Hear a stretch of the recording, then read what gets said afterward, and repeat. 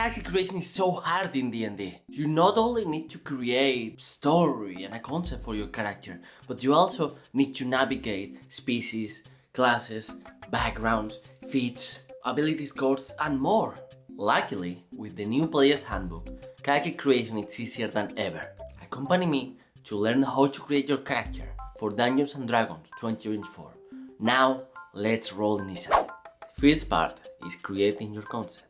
Can be inspired in any sort of media, like comic books or movies. But the important thing in here is that you have fun playing, that you think that you're going to enjoy it.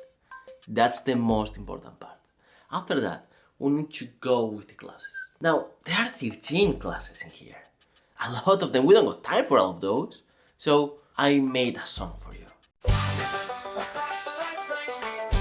Basic, or build it from lazy, barbarian, got range muscles and ass. Perfect if you wanna be the tank. Danger, it's the R1 out. Druid fighter had a night out. Paladin, this fight like a boss. Support and damage, but annoying oath. Rules, I'll sneaky bunch.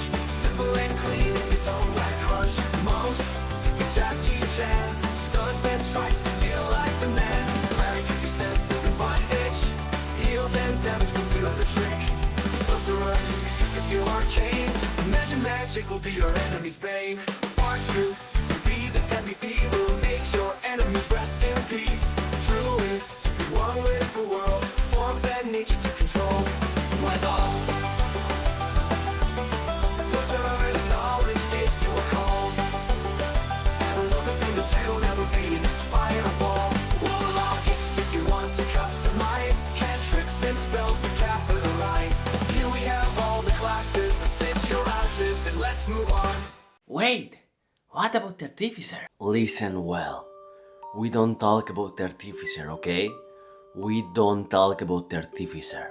I am going to build an example character at the same time that I explain you how, and for simplicity's sake, I am going to play as a rogue. This rogue that we'll create together is inspired in a very important fictional character. Please tell me your ideas in the comments, and at the end of the video, the character will be revealed. Now, the next big thing will be selecting our background. Background related to what your character was doing before he became an adventurer. So, maybe he was a scholar, maybe he was a scribe, maybe he was a criminal. There are a lot of possibilities in the Player's Handbook. With a background, we're going to gain a +2 and a +1 to our ability scores. Every background gives you 3 options, and you can choose one for a +2 and one for a +1. Also, we'll get a lot of skills and region feed, which is very important for a build, and also a little bit of equipment, either equipment or money. We'll detail more about equipment in the future. Honestly, it's a great way of making backgrounds a lot more important and not just an afterthought. The guy we're building, it's very good at survival and interacting with nature. So we are going to give him the guide background. With guide, we will gain stealth as one of our skills, and also we will put +2 in dexterity and +1 in constitution, which for a rogue, it's the best idea. We gain magic initiate in druid if we pick this background. So we are going to choose a long strider, as he's a very nimble guy, answer level 1 spell, and for cantrips, guidance and also produce flame. Guidance is a little bit changed in this edition, but it's always one of the best cantrips, so yes, please. About species, I'm not going to talk a lot because, well, I got a video explaining a little bit about them and selecting my favorites. But we are going to play as a halfling. Halflings are one of the weakest species in my opinion, but their features, even if their situation for other races, are great for rogues, because we will be able to hide behind our allies. For determining our ability scores, we got 3 ways. We can decide to roll the dice, which is a pass for psychopaths. We can also select our stats from a standard array, which, hey, it's something simple, nice, and it's the most balanced way. Or we can go for point buy. Now, I suck at math as much as the next guy, but point buy will allow us for flexibility, customization, and in general the stronger characters. Wow! An 18 and 2 16s? Rolling for stats in character creation, it's the best! Eldritch. Anyway, let's continue. With point buy, you're going to start with 8 points in every stat and 27 to distribute. The maximum we can put in a stat is 15. The only thing that can truly break the 15 are the +2 and +1 that we have won from a background. So, it's a great way to at least having 16 on your main stat. Every class will have one. Dexterity is the one for rogues. Increasing an attribute from 13 to 14 or from 14 to 15 will cost you 2 points instead of 1. So reaching 15 attribute is truly expensive. These are the final stats for our boy. And as you can see, I've improved his dexterity at least to 16, and I put 14 points in perception because I see him as some sort of ears and eyes of the party. And talking about perception, what do you say, little boy? That the majority of the people that are watching this video aren't subscribed? Well, I'm sure that they will subscribe for you. Right now they will click the subscribe button and the like if they want to continue to support the content. Another thing recommended for starters is to think about your character alignment. Now, don't feel overwhelmed for all of the different choices. There's a lot of information about character alignment online. And also, probably you'll have a chart with your favorites, TV series, comic book or film, where every character will be some sort of alignment. It is very easy and simple to understand it. The only thing I will say is that characters' alignment are something very difficult to navigate in a party.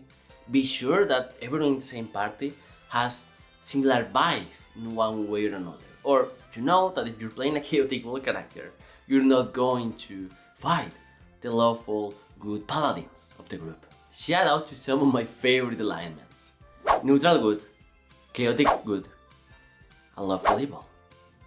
Now, evil characters are fine, but you need to address them properly. Talk with your DM, playing them why you want to play this type of character and see what they think. Communication, it's the #1 rule. Also, alignment is just a minor thing for new players to start designing their characters.